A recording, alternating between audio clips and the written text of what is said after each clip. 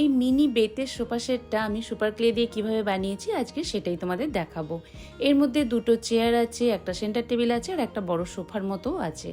তো এটাকে আমি আমার মিনি ডল হাউসে সুন্দর করে সাজিয়ে নিচ্ছি। তো এখানটা আগে ছিল সোফা কাম বেড, সেই জায়গাতে আমি এটা সাজালাম। কুশনটা অবশ্য আমার অনেক আগেই বানানো, তোমরা হয়তো অনেকেই দেখেছো। হাই, আমি শম্পা, আমি মিনিয়েচার বানাই। এখানে বেসটা আমি পার্পল কালার দিয়ে করছি। পুরোটা এক কালারেও করতে পারতাম, কিন্তু যেহেতু আমার কাছে প্রচুর পার্পল কালার ক্লে পড়ে আছে, ভাবলাম ওটাকে আমি ভিতরে দিয়ে দিই, তাহলে ওটা ইউজ হয়ে যাবে পড়ে না থেকে। সেই জন্য প্রথমে বেসটা আমি এই কালার দিয়ে বানিয়ে নিলাম। এবারে পুরোটা চাপা দেবো বেতের যে কালারটা হয় সেটা দিয়ে। বেতের কালারটা এখানে তৈরি করে নিয়েছি হলুদ আর ব্রাউন কালারটা মিশিয়ে। যেহেতু ব্রাউন কালারটা এখানে খুব একটা ডিপ নয়, তাই ঠিকঠাক কালারটা হয়েছিল না, তাই আরেকটু চক প্যাস্টেল কালার মিশিয়ে কালারটা তৈরি করে নিলাম। এবার বেতটা তৈরি করব, মানে যে বেতের যে বিনুনি ভাবটা সেইটা তৈরি করে নিচ্ছি এখানে আমি। এই প্রসেসটা আমি আগে যখন কুলো বানিয়েছিলাম সেখানে কিছুটা কাজে লাগিয়েছিলাম, তো সেটাকে মাথায় রেখে এখানে আমি বেতের চেয়ারটা তৈরি করেছি। আজকে এই বেতের চেয়ার বানানোর আইডিয়াটা কিন্তু দিয়েছে আমার মেয়ে। দুপুরে যখন বসে বসে ভাবছিলাম যে কি বানানো যায়, তখন আমার মেয়ে বলে এরকম বেতের চেয়ার বা সোফা কিছু তো বানাতে পারো। তো ওর আইডিয়াতেই আজকে আমি এটা বানিয়েছি। ইচ্ছা ছিল পুরো সেটটা বানানোর। সেটটা মানে দুটো এরকম চেয়ার, একটা সোফার মতো আর একটা সেন্টার টেবিল। এই শুধু একটা চেয়ার বানিয়ে কিন্তু আমি একটুও খুশি হইনি, মনে হচ্ছিল পুরো সেটটা হলে ভালো হতো। যেহেতু অনেকটা সময় লেগে গেল, তাই আর করে উঠতে পারলাম না, আজকে এতটুকুই করলাম।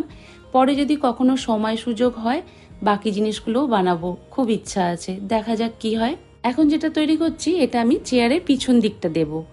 তো এটা কিন্তু অবশ্যই লক্ষ্য রাখবে যেন দুটো সাইড সরু মাঝখানটা চওড়া এইরকম শেপটা হয়। যদি ঠিকঠাক না হয় তাহলে অবশ্যই কাঁচি দিয়ে কেটে শেপটা তৈরি করে নেবে। তারপর আস্তে আস্তে চেয়ারের পিছন দিকে জুড়ে দেবে এইভাবে। এখান পর্যন্ত বানানোর পরেও কিন্তু চেয়ারের কমপ্লিট লুকটাই ফুটছিল না।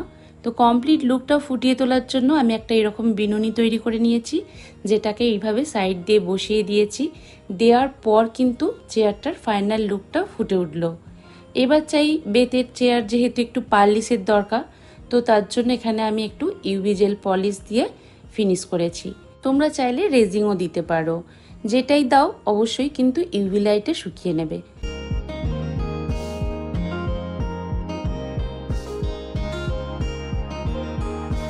টেবিলের বেসটা তৈরি করার জন্য এখানে আমি এক্সট্রা যেসব ক্লেগুলো পড়ে থাকে, অল্প অল্প পড়ে থাকে, কিছু একটু শুকিয়ে যায় বা একই কালার অনেকগুলো পড়ে আছে, সেইগুলোকেই ইউজ করে নিচ্ছি।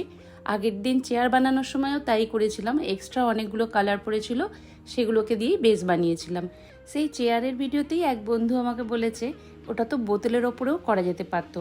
একদম ঠিক কথা, যে কোনো বোতল বা কোনো কৌটোর ওপরেও করা যেতে পারতো, কিন্তু আমার কাছে না এই ধরনের অনেক ক্লে এক্সট্রা পড়ে আছে যেগুলো আমার বিশেষ কাজে লাগে না, তাই ওইগুলোকে আমি ইউজ করে নিচ্ছি। তাছাড়া আরও একটা ব্যাপার হয়, আমি যেই ধরনের শেপ চাইছি, যেমন এই সেন্টার টেবিলটা, এই ধরনের শেপের আমার কাছে কিছু নেই, তো আমি এই শেপটা আমি ক্লে দিয়ে বলে নিজের মনের মতো করে বানিয়ে নিতে পারলাম। তো ক্লে দিয়ে করলে এই সুবিধাগুলোও আছে। যাই হোক, অনেক বকবক করলাম। তো বকবক করতে করতে দেখো সেন্টার টেবিলটা অনেকটা বানিয়েও ফেলেছি। যেমন আগের দিন আমি চেয়ার বানিয়েছিলাম, তোমরা যারা দেখেছো তারা বুঝতেই পারছো প্রসেসটা একই। আস্তে আস্তে পুরো এইভাবে কভার করে নিয়েছি। এবার ওপরের দিকে একটা বিনুনির মতো দেবো বলে সেটাও বানিয়ে নিলাম। তো এই বিনুনিটা কিন্তু আর একটা জিনিসেও কাজে লাগবে, সেটা হলো ওপরে যে ট্রান্সপারেন্ট একটা পেপার দিয়ে কাঁচ এফেক্টটা দেব, তো তার ধারটাও আমি এরকম বিনুনি দিয়ে জুড়ে নেব, তাই আমি এক্সট্রা করেই বানিয়ে নিয়েছি। ওটা শেষে একটা ট্রান্সপারেন্ট পেপারকে গোল করে কেটে তার সাইড দিয়ে লাগিয়ে নেব, তো তাহলেই কিন্তু ওপরের যে কাঁচের ব্যাপারটা সেটা চলে আসবে। তো এই ছিল আমার টেবিল বানানোর আইডিয়া। আর অবশ্যই পালিশের জন্য একটু ইউভি জেল পালিশ বা তোমরা রেজিনও ইউজ করতে পারো। আর যেটাই ইউজ করো না কেন ইউভি লাইটে অবশ্যই শুকিয়ে নিও।